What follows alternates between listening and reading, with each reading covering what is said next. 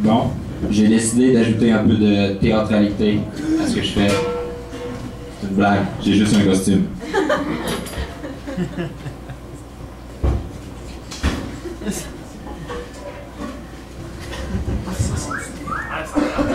Merci.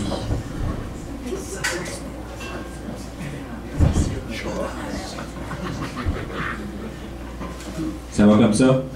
T'es beau! T'as pas une cravate? Non, je suis pas capable. Il n'y a rien à faire, je mets des fausses cravates et je me fais tout le temps attraper.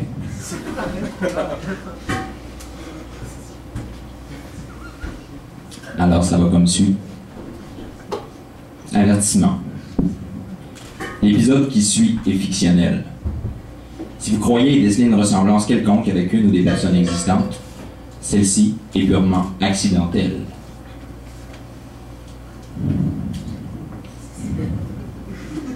La première fois que j'ai découvert ma dépendance, la première dont je me souviens, du moins, parce que ça avait sûrement des racines beaucoup plus profondes, j'avais 11 ans.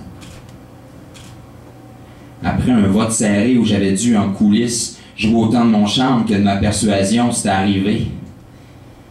J'avais eu un incroyable high en devenant président de la classe de 6e. Depuis ce temps-là, je savais que j'en étais un.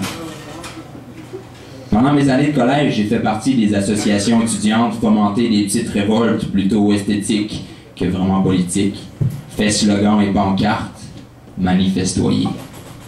J'ai appris la guérilla, aiguisé mes armes. Je suis devenu un agent provocateur. Diviser pour régner, c'est tellement vrai, même pour sa propre personne. Comme un bon toxico, je compartimente mon cerveau.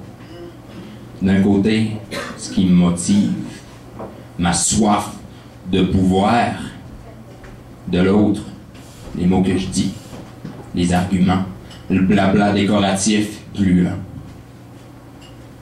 L'air serein et pleinement en contrôle, je vous dirai par exemple, je souhaite continuer à servir le peuple. En me disant dans mon fort intérieur, la main tremblante et parcourue de frissons, donnez-moi ma dose, je veux 4 ans de pouvoir maintenant direct d'un veine.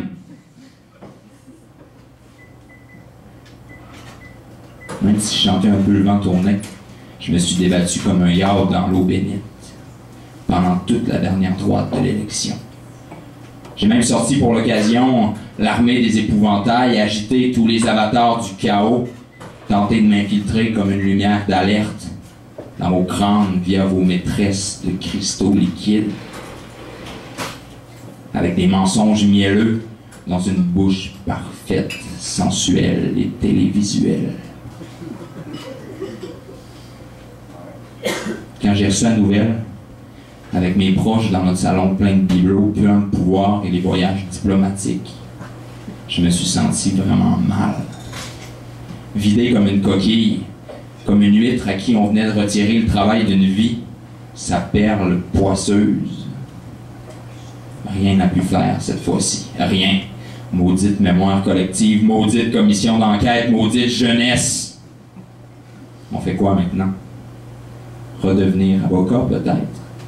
Parce que, dans un sens, le droit, ça ressemble au pouvoir, mais en moins intense et avec des doses plus régulières, contrôlées.